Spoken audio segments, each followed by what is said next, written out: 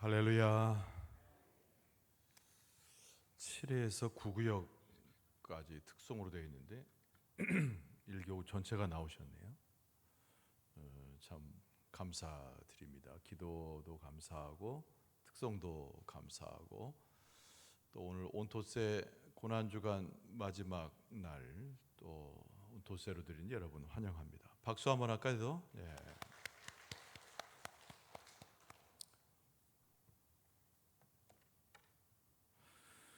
예, 오늘은 온토스의 마태복음 27장 62절 이하의 본문으로 무덤을 지키는 사람들이란 제목으로 은혜를 잠깐 나누고자 합니다. 성경은 굉장히 역사적인 기록을 바탕으로 합니다. 실제적으로 이루어진 일들에 대한 하나님의 말씀이지요. 우리가 역사란 말을 많이 되풀이합니다. 영어로는 히스토리이죠. 하나님께서 강함으로 어떤 일을 하셨다의 역사가 아니고 과거의 행적과 오늘에 이르는 모든 사건들을 기반으로 하는 하나의 기록, 역사죠. 근데 역사도 두 가지 의미가 있습니다. 여러분, 첫 번째는 그 말 그대로 사실들의 나열이에요. 1900년도에는 무엇이 있었고 1950년도에는 무엇이 있었고 2000년도에는 어떤 일이 있었고 이런 식의 어떤 이루어진 일들에 대한 기록이라고 하는 차원에서 역사를 이야기합니다. 그러나 이것은 이제 어떤 이루어진 일들에 대한 기록인 것이지 엄밀히 말하면 역사라고 이야기하기에는 부족하죠. 역사라고 하는 것은 어떤 사실들을 기초해서 기록함과 함께 그 기록된 내용에 대해서 평가를 하고 의미를 두고 또 그것에 오늘날의 교훈을 삼는 것에서 역사 이야기가 완성이 됩니다. 그런 의미에서 역사라고 하는 것이 성경에 반영이 될 때에는 분명히 성경은 하나님의 말씀으로서 우리에게 되어진 일들에 대한 하나님의 일러주시는 교훈과 또 하나님께서 우리에게 주시는 계시의 말씀이 함께 기록되어져 있다는 것이죠.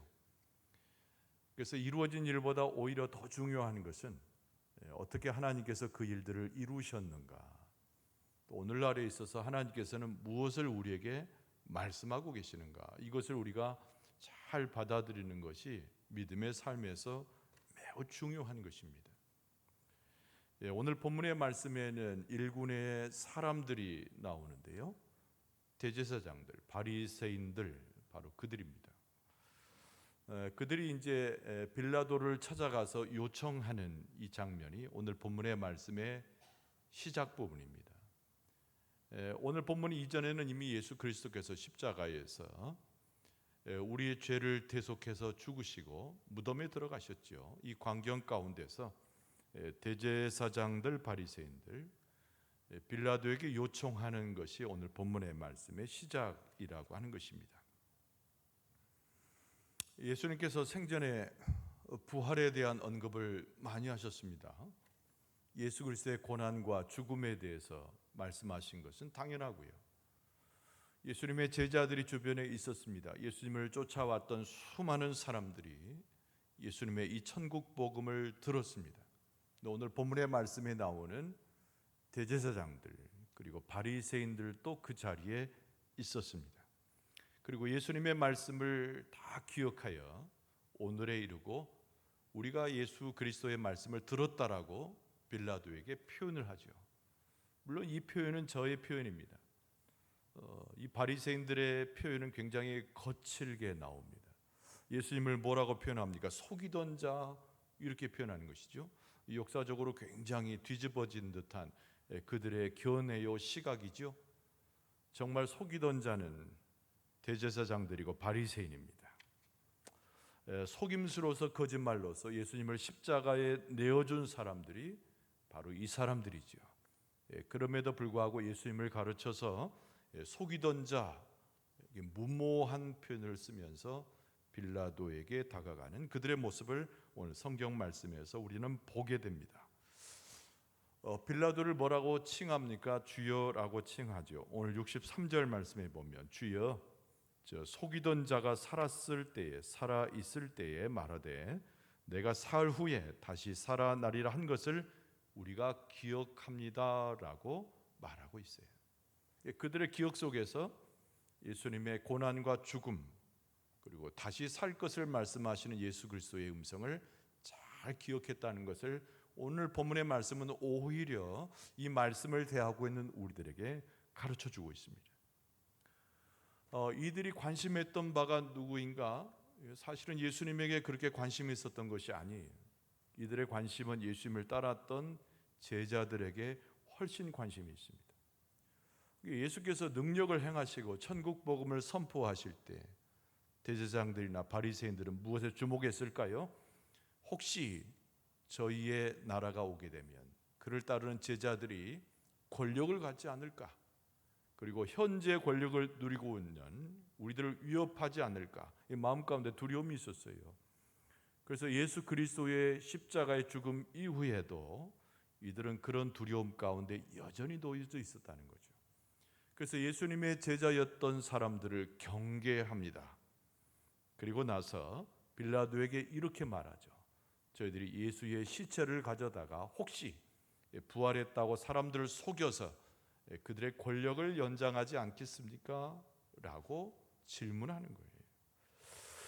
64절 말씀은 그것을 전합니다. 그러므로 명령하여 그 무덤을 사흘까지 굳게 지키게 하소서. 그의 제자들이 와서 시체를 도둑질하여 가고 백성에게 말하되 그가 죽은 자 가운데서 살아났다 하면 후에 속임이 전보다 더 클까 하나이다. 이렇게 말했다고 마태가 전하는 것이죠. 제자들을 두려워했습니다. 제자들이 혹시 속여서 사람들을 선동해가지고 자기들의 위치를 흔들어 놓을까 마음에 두려움이 있었어요. 우리가 알지만은 제자들은 어떤 자의 모습입니까? 예수님을 떠나버린 도망자들 아닙니까? 혼비백산해가지고 여러분 이 사람들이 예상했던 것과 전혀 다른 어리석고 연약한 모습으로 제자들은 종족을 감춘 상태입니다.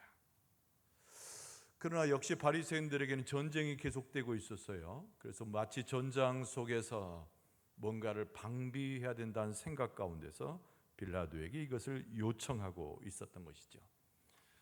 빌라도는 교활한 사람입니다.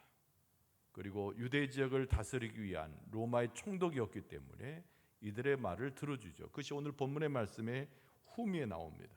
65절 말씀에 보면은 빌라도가 이르되 너희에게 경비병이 있으니 가서 힘대로 굳게 지키라 이렇게 허락해 주는 거죠. 그리고 경비병을 데리고 갑니다. 성전의 경비병이죠. 무덤을 사람으로 방해로부터 안전하게 만들도록 권고히 합니다. 이것이 바로 무덤의 인봉을 하게 되는 바리새인들과 대제사장들의 행적이라고 하는 것을 오늘 복음서 말씀에는 뚜렷하게 기록하고 있음을 보게 됩니다. 예수님을 체포했던 당시에 겟세마네 동산에 몰려왔던 그 경비병들 그 사람들입니다. 그 사람들이 이들과 함께 짜고 무덤을 막아서 큰 돌을 세워가지고 경비병을 세우고 인봉합니다. 이것이 오늘 본문의 말씀의 전체적인 흐름이거니와 여기에 나오는 말씀을 해석하는 역사의 기록이라고 할 수 있습니다. 오늘 이 본문의 말씀을 통해서 우리는 어떤 교훈을 얻을 수 있을 것인가? 이 역사적인 일들에서 하나님께서 무엇라고 우리에게 당부하고 계시는가? 2000년이 지난 오늘 이 본문을 대하는 우리의 마음 가운데 반드시 새기고 생각해야 할 것이 무엇인가? 여러분 이것을 우리가 기억할 필요가 있어요. 여러분 첫 번째는 이 사람들이 놓친 것이 있다는 거죠. 바리새인들, 대제사장들, 경비병들 그리고 마음을 같이 했던 빌라도가 놓친 것이 있다는 거예요. 여러분 그것이 놓친 것이 무엇입니까? 이 무덤이라고 하는 것은 예수 그리스도를 장사 지낸 장소인 것은 분명하지만은 악한 의도를 가지고 무덤을 임봉한 것은 잠시 잠깐 뿐이라고 하는 것을 망각했어요. 여러분 하나님의 개입이 있으면 이 무덤은 영원히 지속되지 못한다는 것을 잊어버렸다는 것입니다. 예수 그리스도의 부활을 과연 누가 막을 수 있었겠는가? 여러분 사람도 심지어는 마귀의 권력도 예수 그리스도의 십자가의 부활을 막을 자가 없다는 것이죠. 이것을 우리에게 오늘 본문의 말씀은 뚜렷이 가르쳐 줍니다.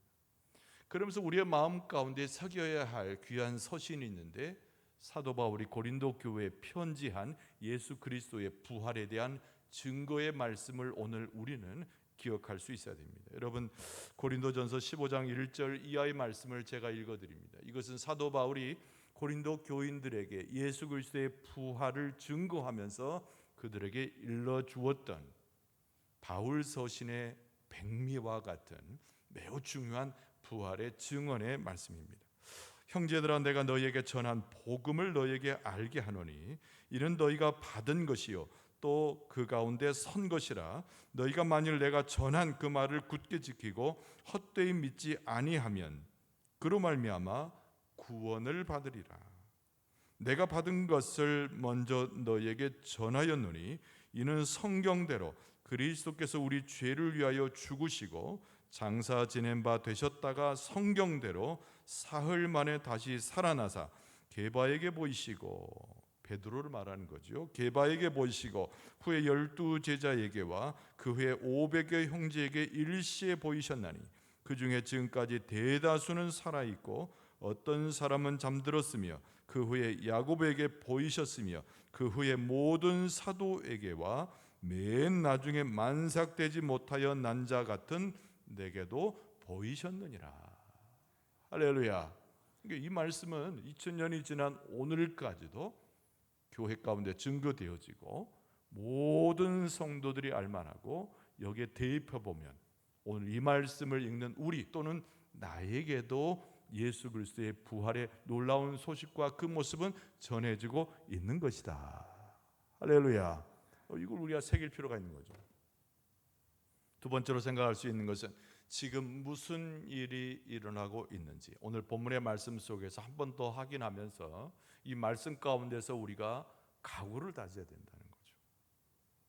오늘 본문의 말씀에 무슨 일이 일어나고 있습니까? 예수 그리스도의 무덤이 인봉되고 있다는 것이죠. 오늘 66절 마지막 절, 우리가 읽은 본문의 마지막 절에 보면은 그들이 경비병과 함께 가서 돌을 인봉하고 무덤을 굳게 지키니라, 이렇게 되어 있습니다. 우리가 내일 부활의 주님을 맞이하지만 무덤에 들어가신 예수 그리스도를 이 아침에 기념하면서 66절은 예수님의 그 모습을 그대로 보여주고 있는 거예요. 그들이 경비병과 함께 가서 돌을 인봉하고 무덤을 굳게 지키니라, 이렇게 되어 있는 거죠. 그런데 오늘 본문의 말씀에 인봉이라고 돼 있어요. 무덤을 굳게 지키는, 돌을 인봉했다고 돼 있어요.